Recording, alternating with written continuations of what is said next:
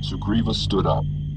He withdrew a scroll from his robes and gave it to Hanuman and said, "Here's a little message for the demon king." Rama gave Hanuman a wide gold ring. "This is mine, and she will know it, for her father Janaka gave it to me after our wedding, and on it is written my name 3 times, Ram, Ram, Rama." Hanuman and Jambavan and Ungada and a quarter of the animal warriors went south. After half a month, they were not far from the Malaya hills when they entered a dead forest. There was no food or water to be found. Not even a bee lived there. Ungada led them on through valleys choked with thorns. They crossed chasms and ravines until at last, tired and exhausted, the monkeys and bears collapsed under the dead trees to rest. Then round a hillside flew 2 swans, dripping water from their wings. His voice faint from thirst, Ungada said to Hanuman, "Let's look around there." Around the hill they saw the rocky mouth of a cave, and they could feel the cool, wet breeze when they looked inside. First Hanuman went on in. It was dark as a black night pouring rain. Ungada grabbed Hanuman's tail.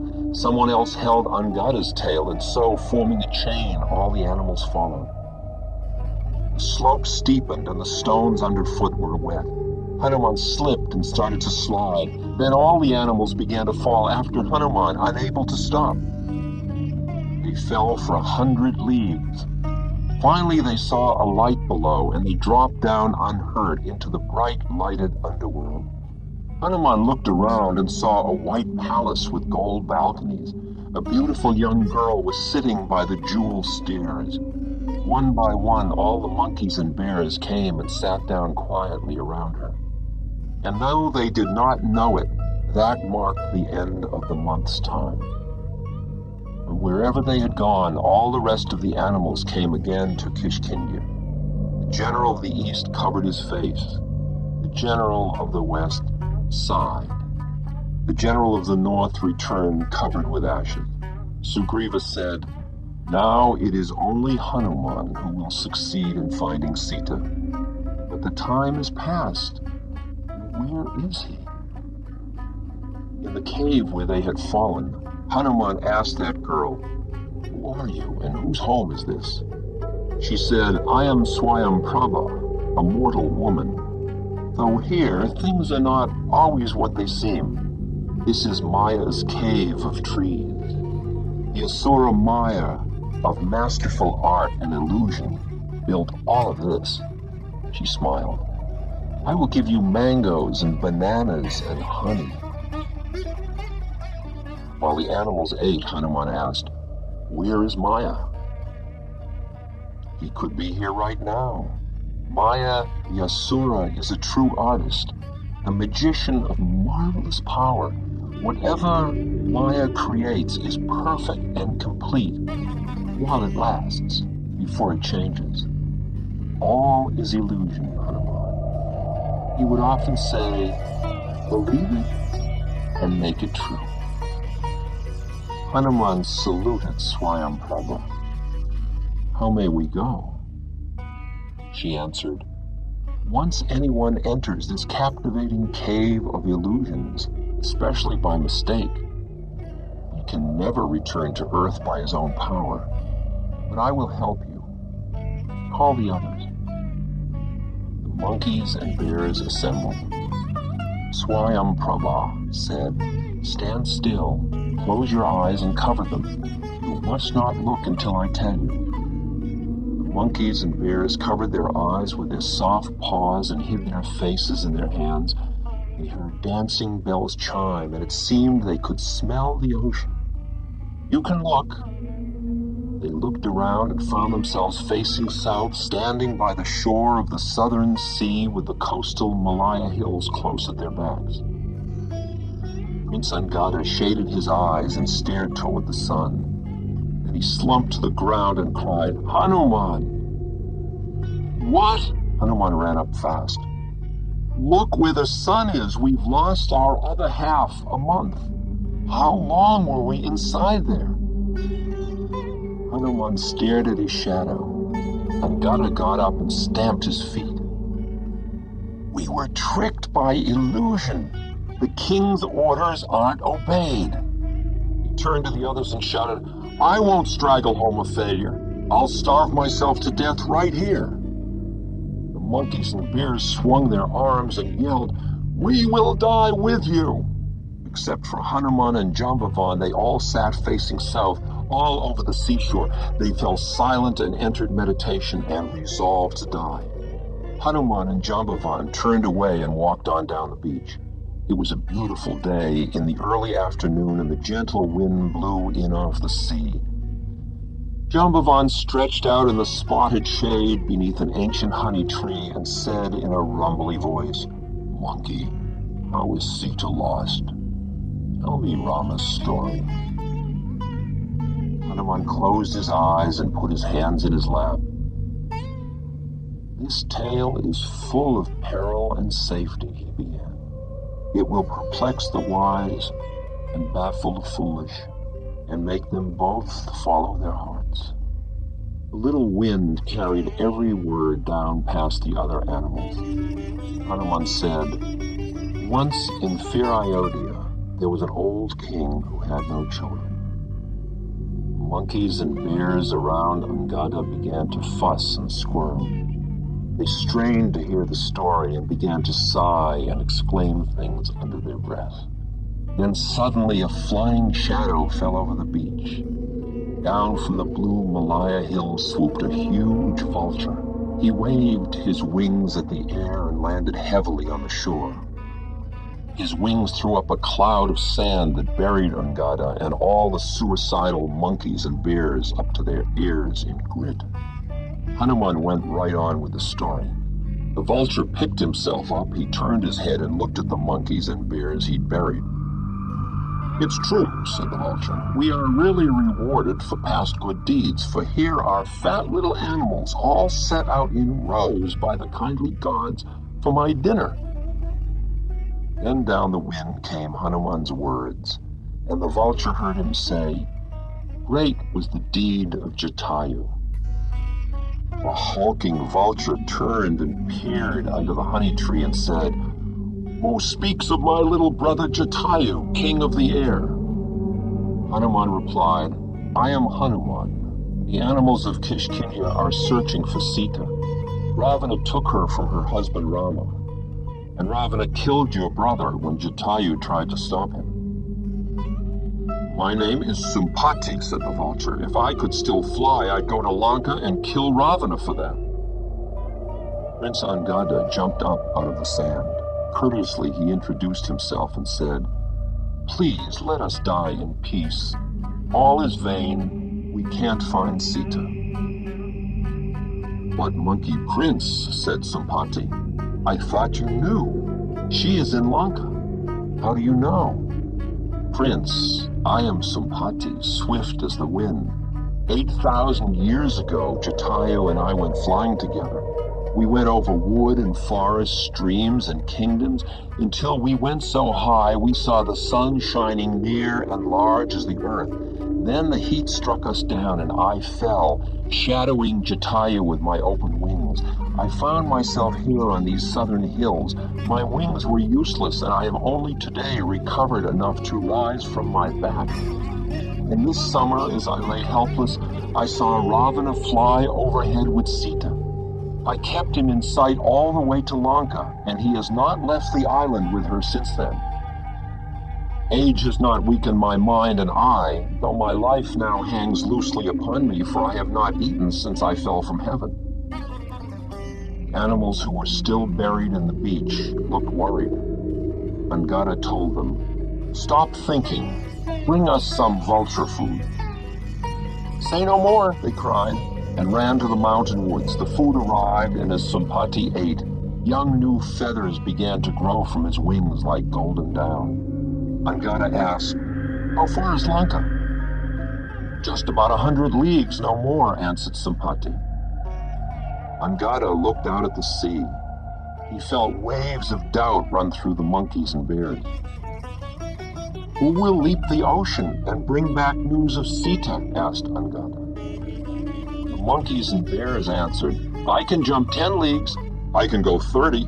I can jump 100, but I can't get back. Jambavan turned to Hanuman, who stood beside him. You're young and strong. I didn't hear you say anything just now about how far you could jump. Hanuman said, I'll do it. Oh, King Rama, Hanuman is the son of the fast-racing, generous wind. In his mind, Hanuman had already crossed the sea and entered the demon city. He climbed one of the Malaya hills to get firm ground under his feet. He began to fill up with power.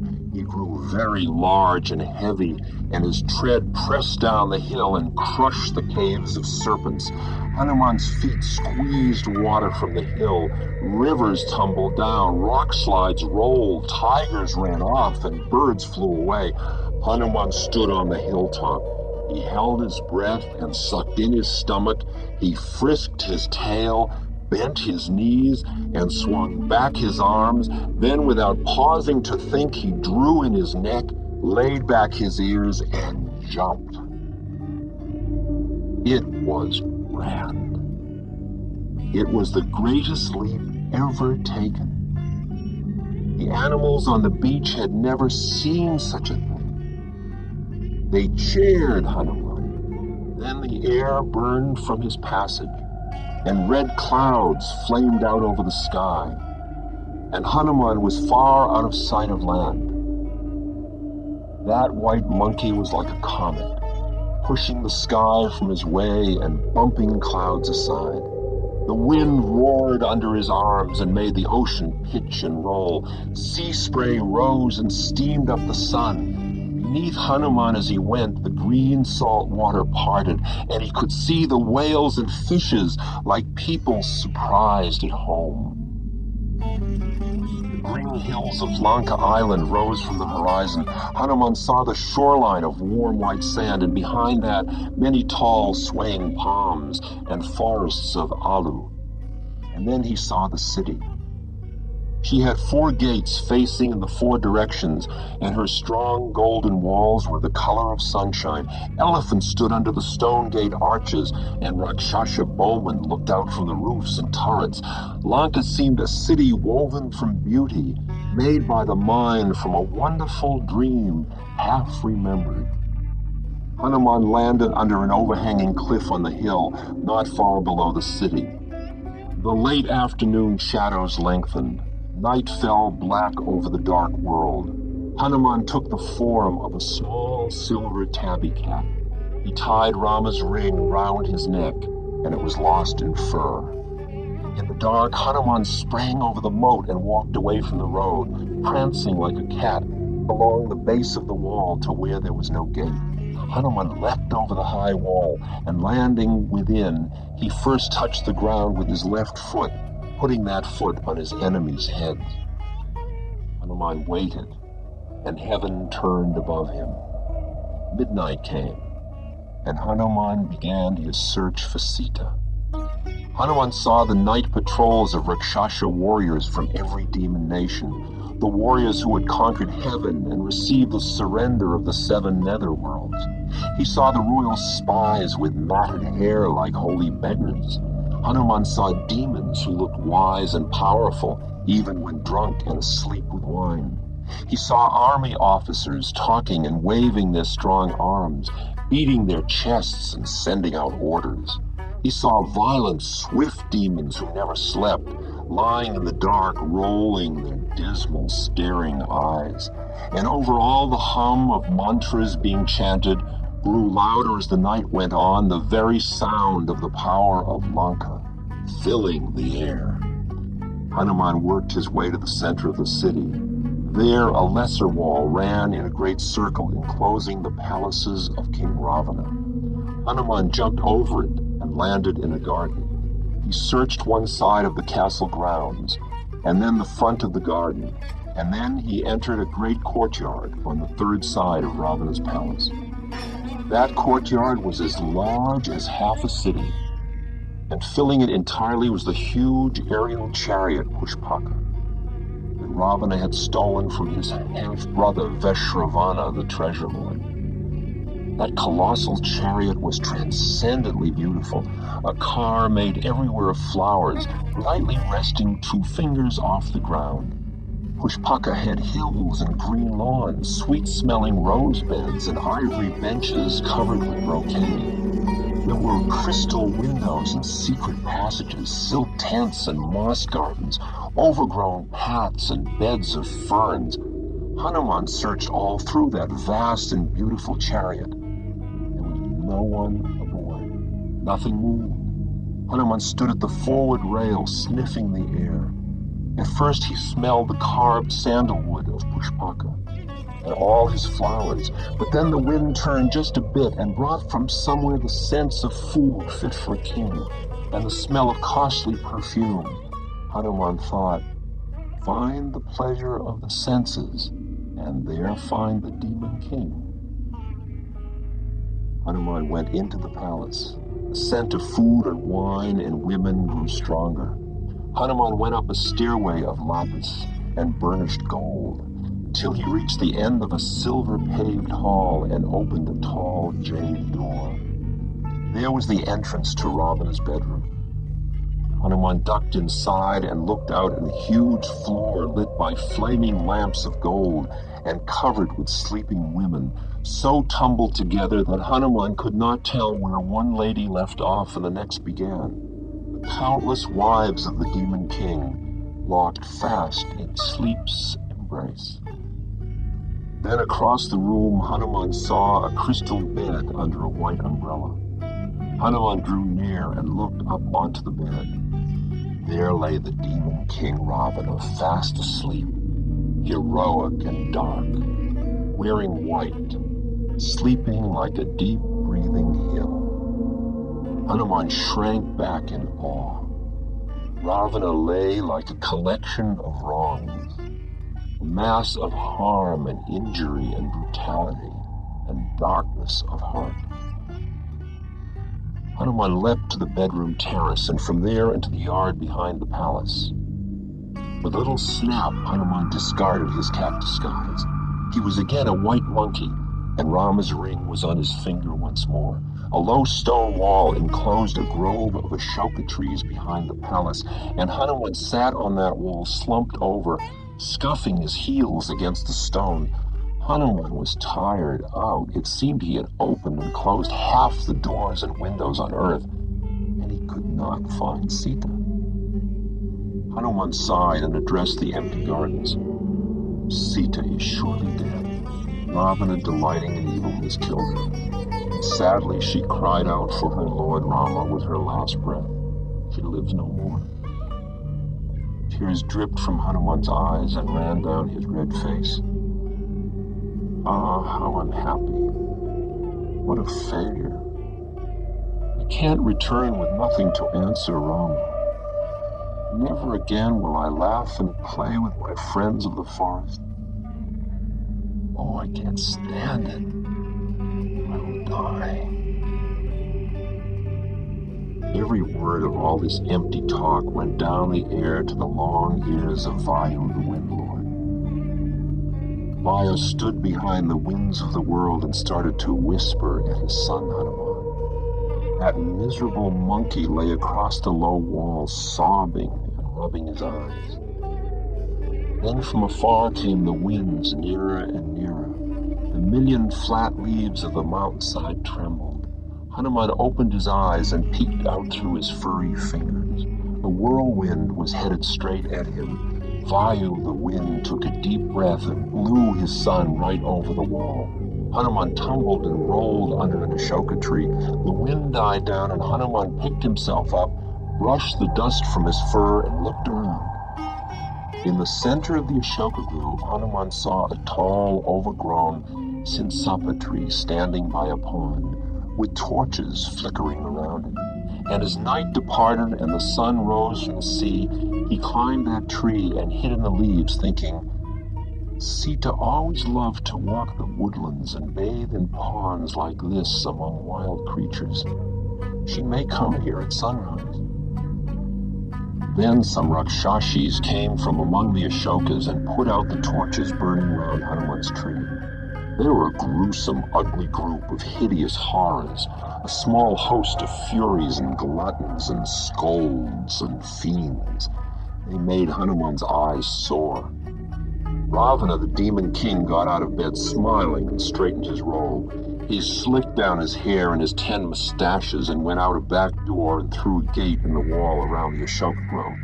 Blinking his glaring red-shot eyes in the sun, Hanuman watched from far within the dark shadows of the Sinsapa.